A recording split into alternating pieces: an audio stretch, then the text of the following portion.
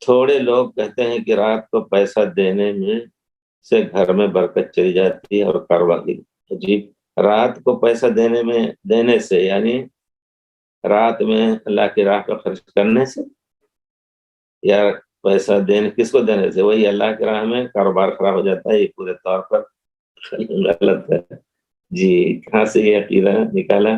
بدشگونی کی بات جہاں تک میں سمجھتا ہوں۔ ہاں ہو سکتا ہے بدشگونی ہی کی بات ہو، گھر کی برکت چلی جائے۔ بہرحال یہ عقیدہ پورے طور پر غلط ہے۔